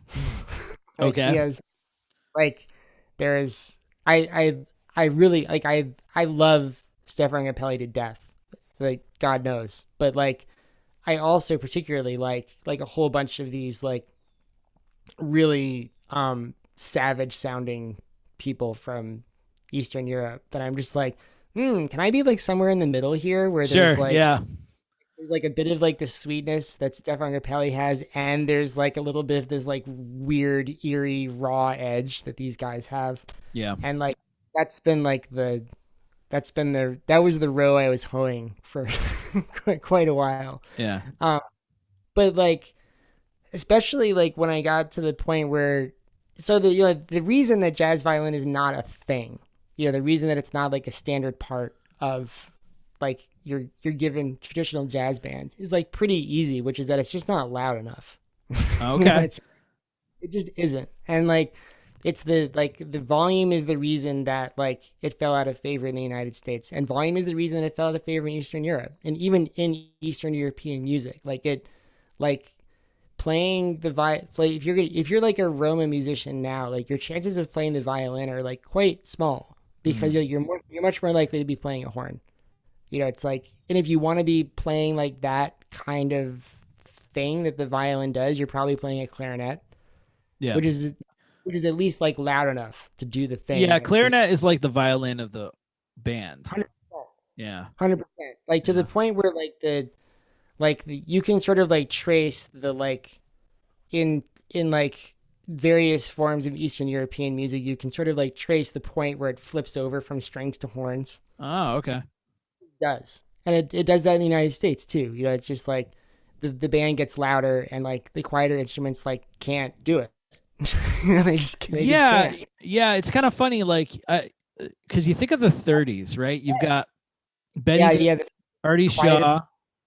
Right. Yeah, and isn't there a third one? For clarinet players, you mean? Yeah, weren't there like 3 big band clarinet players? There was Artie Shaw, there was Benny Goodman. I thought there was a third one. Maybe it was just the 2 of them. My brain immediately goes to like, there's also like this super hot shit klezmer clarinet player who is contemporary with them, but whatever. Nice. Yeah. But yeah, there's something like they were stars of their era, and there's like this, like Artie Shaw had this, he was kind of like, I mean, the back of that is Sidney Bechet, right? Yeah, right. Yeah, it's like I have the white stardom that Louis Armstrong has. It's like kind of like that, it's like, oh, the clarinet is just so like man, I don't want to say feminine, but you know what I mean, right? Like it's more of not feminine in the, it just in the I don't know, I'm kind of saying it like in the Taoist sense. Like it's not the brash, loud, pseudo aggressive nature that maybe a trumpet or even the trombone would be. So like the Dorsey brothers, I'm thinking of, like the clarinet had this, like, it's loud enough to hang with the band, but it's like got this sensual side to it. Totally. Yeah. I mean, like, if only because of like the flexibility and pitch that it can have, right? Like if you're right. And it's like the same voice as the violin. Yeah. It's yeah. like the same range. Yeah. Yeah. It's like they're actually like very similar instruments. It's just that the clarinet's like 3 times louder. So, like there are reasons why the violin like fell out of the jazz bands, because it used to just sort of be in there, right? Like there's that era of like the violinist also being the band leader, which I always thought was pretty interesting. Yeah. Yeah. Yeah, like that was like which is also a direct line to like to Eastern Europe, where like the head violin player who has the title Primash would be like the guy who's like the only person who actually knew all the songs. Okay. The guy not improvising his part, basically. Yeah, and ordering everybody else around, and the whole thing. So, and then like if you also like take that, if you take like the practical part of it, and then also take the fact that like, in America certainly like like classical training was such a huge part of being able to get the technical facility that you would need to be able to play jazz. Like there are exceptions to this, but there really aren't that many. Like there, if you like the really good jazz violin players in the United States, all have some kind of classical training. Yeah. Yeah, Somewhere I think of that, like Regina Carter is probably the most famous. yeah, but like I Yeah. mean every like I can't think of a single American jazz violin player who doesn't have like classical chops somewhere in there. I mean, there's a couple of young people that I know who don't, but they're just they're the exceptions to the rule. It's a thing. And classical classical lessons are expensive. It's so yeah, it's a thing that like is especially like the kind of classical lessons that would get you the chops that you need to play jazz. I'm, Like, I'm looking up Jenny Scheinman. Have you ever yeah, heard? Jenny. Yeah, yeah. I know her from her work with Ben Allison. And I know. that's who I'm trying to like. I was like, I do know who's that violinist. Yeah, Yeah, worked with Nora Jones, Nels Klein, Lou Reed, Andy DeFranco, Aretha Franklin, Bill Frisell, guys like that, and Allison Miller. Yeah, like they do exist. They're just not, right. you know, like Yeah, yeah. as long as you're still in the miscellaneous category and the downbeat vote readers poll, you're not mainstream. I'm sorry. Like, but when they just take everybody and throw them into one category, like she's in there with Bela Fleck, you know what I mean? And Toots Thielsman. They don't know what to do with them. It's all the people they don't know what to do with. Right. But it's cool to like it's like you're in this. So for I think for like many jazz violin players, you're in this mindset of like that the sound is something that sounds a little bit like classical music. Like you're trying to get that tone, you're trying to get that the super keen intonation, et cetera, et cetera. And the thing that makes Leroy Jenkins really cool is that dude just plays like a horn player. Like he obviously has training. There's no question. Yeah. But he doesn't articulate things like a violin player. He articulates things like a horn player. Oh, And it's okay. really cool. Like there's a way that he kind of like treats the instrument like he could be playing just about anything. He's not doing like fiddly things when he plays. Yeah, I don't think I've ever really heard him play like a fiddle, like a good old boy American fiddle style. No, nor does he do like so like the this is the point where like I then reveal that I don't like the way many jazz violin players play jazz. Sure. Because they rely on things that are like very idiomatic to the instrument that like sound cool, but like to me are sort of like just sort of cliches. There's a lot of like the violin is a great instrument if you're the sort of person that wants to work your way up and down a scale or work your way up and down an arpeggio. It is so good at that and it sounds really good when you do it. Yeah. But like I think of those as like pretty boring. And then like when I hear that people like construct their solos out of them, I'm just like, do you have like an idea in your head, or is this just like a thing that you've been practicing? Yeah, it's almost like they just rely on the finger muscle memory almost. Yeah, exactly. Yeah. Exactly. And like because it sounds so good, like I mean it's all there. It's like it's very difficult to like avoid them because they sound awesome and people like them. But like Right. Leroy Jenkins avoids all of it. It's great. Like he's just like, here's this instrument that produces these pitches and these tones from this range to this range, and that's what it does. And especially as like when you plug the violin in, you lose like all of the. If you were like a conservatory trained classical musician, as soon as you plug that thing in, like you might as well have like ditched school because like your tone is out the window. Like it's a whole other instrument at that point. And like Leroy Jenkins is really good at making that tone sound great. I do like I do like his tone. I do like the sound he gets out of the violin the most. Awesome. And it's like for me, like the first time I heard him, you're like, yes, that's what you do with it. Cause like a lot of people, like when you plug in your instrument, like especially like considering like when he was like how early he was doing this, because like, dude, like plugging a violin in for years was like the worst thing. And like the first generations of electric violins were garbage. Yeah. Like they weren't good. They weren't good instruments. I don't listen to them a lot, but like Mahavishnu Orchestra, didn't they They had a violinist, right? They had a violin player. Yeah, that was that John-Luc Ponty. Oh, maybe. I know he's playing violin on Willie the Pimp off Hot Rats, Frank Right. Zappa. Which is I know he's PS like one of the I don't like John-Luc Ponty. okay.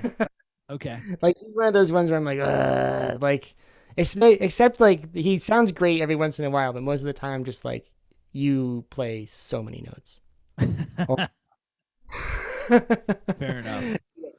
But like, anyway, and I don't want to like sit there ragging on John-Luc Ponty, but like anyway, like Leroy Jenkins was one of those people where hearing him, I was like, yeah, that's the way you do it. Like he just approach as soon as he plugs it in, he just approaches it like a whole other thing, and it's really cool. And it's fun to imagine that like I feel like he makes all of the things that got the violin kicked out of the like traditional jazz bands are the things that he then makes like the thing that he has to work with. Yeah. Like there's a reason why the rest of the ensemble sounds weird. It's like because he's like, well, I have this crazy sound that I'm working with. Like, how do I make it make sense? Yeah. How do I textualize it so that like it doesn't sound like it like walked in from a different building and is somehow playing with this band? Like there's something like super integrated about the whole thing that I find like really beautiful, and especially because like I am aware of you suspect that he plugged his violin in for the first time and just went like, what the fuck is this sound? How do I get it to like make sense, and how do I get it to be palatable? And like that whole set of questions leads him to this like very cool musical landscape, right? Yeah. That like, now he gets to do things that nobody else does because his instrument doesn't sound like anybody else's, and he cracked a code there, and you're like, yeah, good for you. Yes. Yeah. Yeah. Like, you had a set of very difficult musical questions that you answered with like incredible ingenuity. Yeah. Yeah, I really dig him like on those early records that he did with Leo Smith and Braxton, on the BYG Actual label. I like that stuff. The stuff I put on that playlist for you, I'm not a fan of. I don't like I like Computer Minds was the name of it. It was basically, for anyone who doesn't know, and I'll put the track names in the show notes, but like there was like a funk band, and it was just like, okay. And I don't want to rag on the violin. I love strings. So much as I wanted to be an orchestra teacher. Jazz. I don't think it works in jazz most of the time. Like you're talking to a violin player who understands entirely why it's not in the band anymore. It's violin never had its place in the bebop or hard bop era. As we talked in a text previously, it was an early jazz. What? And it sounds stupid when people do it. Yeah. Like a jazz, like a violin player's like, look, I learned all these Charlie Parker licks. I was like, right, and they sound like trash. Like you, like just because you can. It's weird. It's like it's like the violin was the dominant instrument for a couple hundred years, and now it's like, hey guys, I could still hang, and it's like, go away, loser. You had your time. Don't. Yeah, and you don't have to. I remember when I was like late high school, early college, there was a band called Yellow Card, and they were like a pop punk band, as you would be in that era. And one of the guys in the band was like an electric violinist. And I went to see, speaking of ska, everything comes back to ska on this podcast, but I went to go see Less Than Jake at the Bushnell. No, not the Bushnell. What's the club in Hartford? It's in a really bad neighborhood. Fuck. Oh my God. What is the name of that place? It's near the Bushnell. Webster Theater, the Webster Theater. Everyone knows the Webster Theater if you grew up in Connecticut. But anyway, I went with my brother, my cousin, and some other friends, and I took a girl that I had a crush on. This is like 2003, and she liked Yellow Card, and I was like, they're playing with Les and Jake. We should go. And I was like, I had this whole plan that I was going to date this girl after. I was like, here we go. I could not stand that band. And like the violinist, it was like a white electric violin. He would do backflips on the stage, then he would like do some riffs, and all the fucking girls in the audience were going crazy.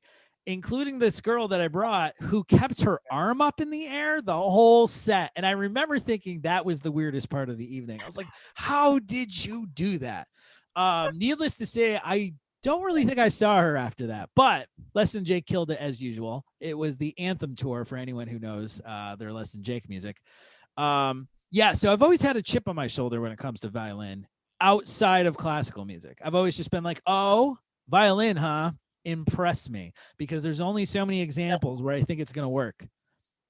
No, I agree with you. I think it's like it's a whole other set of problems to solve. Look, like there's a reason that like ultimately, like the thing that I spend the most of my time playing is like all stuff where the violin's like super idiomatic. There's a reason why there's like a ton of just like various forms of Appalachian music plus klezmer plus like Romanian / Serbian things, like where there's like where those traditions are alive and well. I mean, just and the whole like Reinhard Capelli thing is like its own genre at this point. Where obviously like those like that instrument is like central to the sounds. It's like if you don't have a violin player, you're doing it wrong. It's right. That's the whole deal. I like that the violin. Oh, I'm sorry. Like there's plenty of places for it to be. Like it doesn't need more playgrounds. You know what I mean? Yeah. It is fun to try to figure it out. Like the other part of it is that like all of that said, like there's plenty of like sort of isolated examples. Like there's a huge like there's a it's not a I shouldn't say huge. There is a long-standing and fairly widespread like set of like various forms of African fiddling that all rule and that all have their own like, and just when you think like, well, this violin doesn't belong there, you're like, well, here's this guy who is like, right in the middle of the like township scene in South Africa in the 80s, and he's on a million albums and he sounds great. Yeah. So it's all possible, but you have to work really hard at it. And you have to be prepared to like just be wrong for a while. Yeah. Before you like figure out how to get it right. Right. Yeah. Man, we could probably talk for hours. We're only getting the tip of the iceberg. Before we end it, what did you think of Ornette Coleman playing the violin? Because that first track from the Live at the Golden Circle, Volume 2, Snowflakes and Sunshine. I love that track. Totally. So do I. So I love it for the same reason that I love. So my own history with the violin is that like I started when I was 4 and took classical lessons like right through to when I was 18, and then played in an orchestra in college. And then started to get into like traditional music right about the same time, like in college.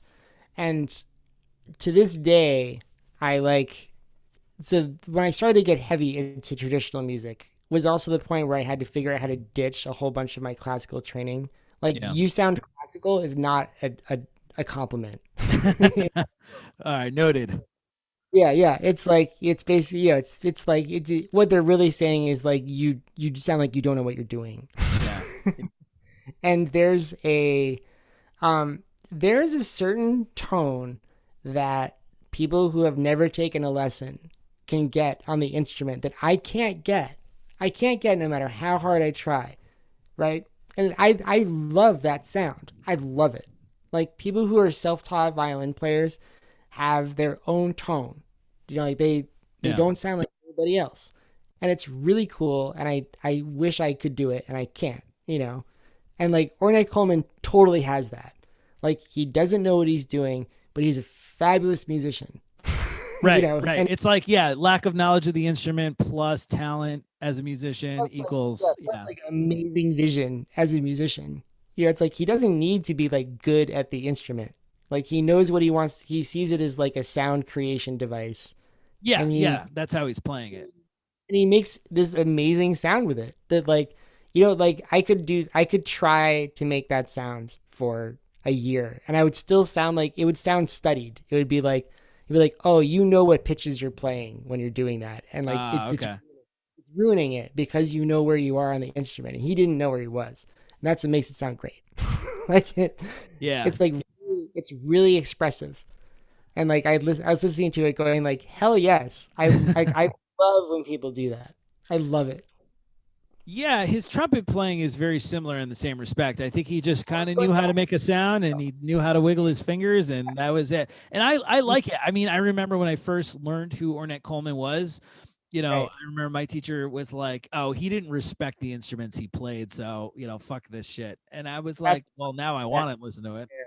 Yeah. That's not even remotely fair, right? Yeah, Like it's not. And man, his trio of that era is like, I feel like the overlooked, probably, because his quartet obviously is the most celebrated. I feel like every band he had after that was pretty much forgotten about in a way. But like that, the Golden Circle discs are amazing. I love Volume 2 because he tends to play trumpet and violin more on those albums. He kind of sticks to the alto on the first volume.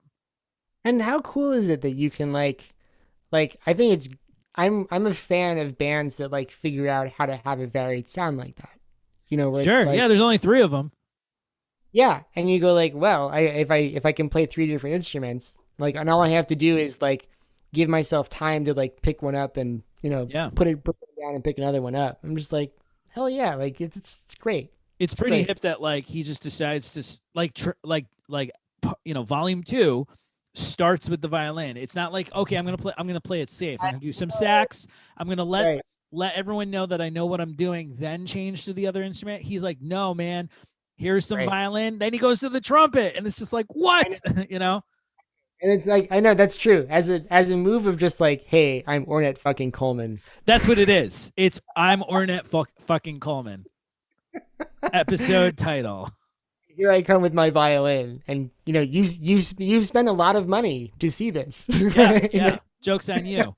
Yeah, I, nowadays an act like that would be like, oh, he must be trolling the audience. Like it must be like some kind of like, no, I don't. I don't know. Hear that. I don't hear that in the playing. I hear him like making. I think that there's like real serious intent there. I do too. I just think that like that might be most people's reaction. Right? Maybe, but I don't that's know. not what I hear. I mean, I Yeah. really do. Like I hear him going like. I think that he picked up a violin at one point and was like, this is a sound I want to use, so I'm gonna use it." Yeah. Yeah. How is his trumpet playing as a trumpet player? Yeah, it's not good. I mean, as a trumpet player, it's not good. I think like a classical trumpet player would be like, this is stupid. This is like a child. This I feel like a trumpet player who's not hip to what he's doing will be like kind of offended. That's It's probably part of his intent, I imagine. his trumpet playing. It's the same, I'm sure, with his violin playing. It's like listening to a kid who's got a couple years under his belt and is just having fun making noise, quote unquote noise. It's more of a like, he sounds like what I probably sounded like trying to play jazz at like 13 years old.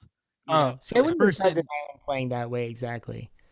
I mean, I would describe him as having, he has like two moves on the violin. Okay. But, When he goes back, I like that. I do too, but he uses them like an adult. You know what I mean? Yeah. He's got like two moves but he's not using them like a child uses them. I mean, Okay. having heard children do Sure. that, like because it doesn't sound arbitrary the way that it sounds Yeah. arbitrary, like really arbitrary. Yeah. when children but look, like I'm a huge fan of like the untrained thing. I think Sure. I think it's really glorious and totally fits with Ornette Coleman's whole mission, right? Yeah. For sure. Like I think that like there's a real statement to be made about like why is it that we think that like one tone or one quality of playing is somehow better than another? Yeah. Just because you went to school, is it because you're being paid by to have a highly specialized orchestral position, like you are somehow better? Yeah. Like, or can you just be like, look, you occupy a niche and somebody else has another niche, and like these things can be equally appreciated. You know, Sure. as like as like things that like one person cannot do what the other person is doing. Yeah. You know, Yeah. and like I think there's a lot to be said for that. You know, that it's like, and it's like God knows, like the idea that, and I don't like, yeah, this is where I get, this is from years of playing like traditional music where I have to like defend it from classical players, you know, especially like Roma people who can like fucking shred. Like it's so cool. It's so cool. And you go like, look, like these dudes like just grew up in a village and they just like played relentlessly since they were children. And like they're really good at this thing that they do. And it's like somebody will be like a classical player will be like, well, I can play that. It's like, well, no, you can't. Like you could get the chart and you can learn all the notes, but you won't play it the way they do. Yeah.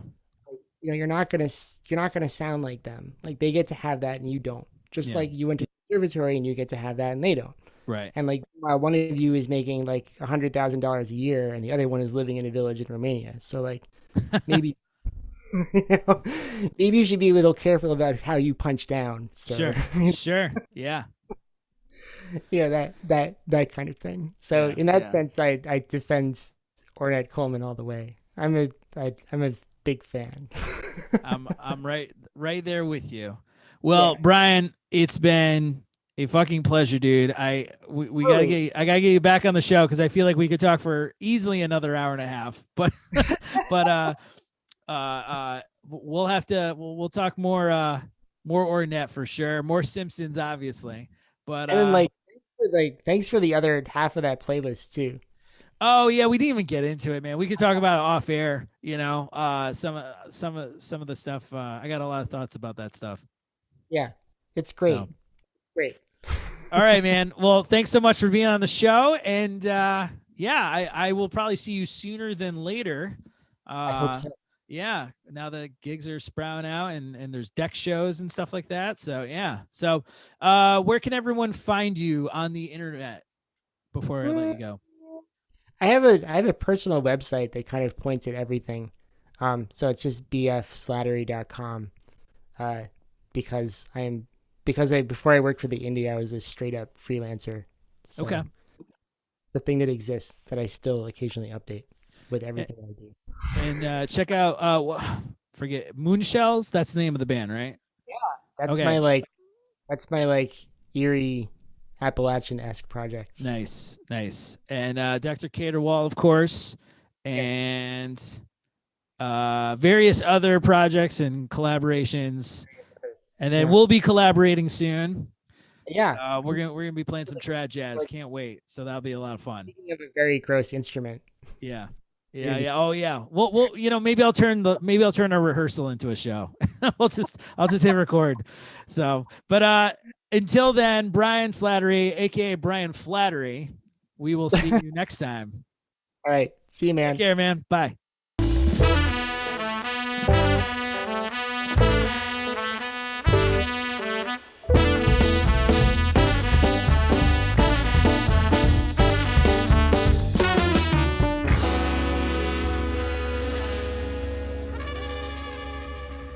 Thank you, Brian, for joining me on the show. Hope you guys enjoyed that interview. And I want to say thank you so much for sticking by me the last few months. This has been a seat of my pants kind of production, trying to figure out how to do this. And it's been a lot of fun. It really has. And I really appreciate everybody who's been on the show and who's, given their time and put up with me, right? So anyway, we have one more episode to go. One more. Can you fucking believe it? I cannot. Again, I'm not going to announce the season finale guest because I'm still working on it. Oh man, it's so tough with the time, when you have a deadline, I get it. I get it now. So just trying to make things work and get these interviews out to you guys because I know I have a lot of fun doing it, and from what I hear, you guys enjoy it. So that will do it for me today. I will see you guys at the season finale next week. So I am really excited for that. So this has been Mr. Millennial's Revenge. I'm your host, Nick DeMaria. This is a production of the New Haven Jazz Underground, and I will see you at the next episode. Thanks so much. Take care.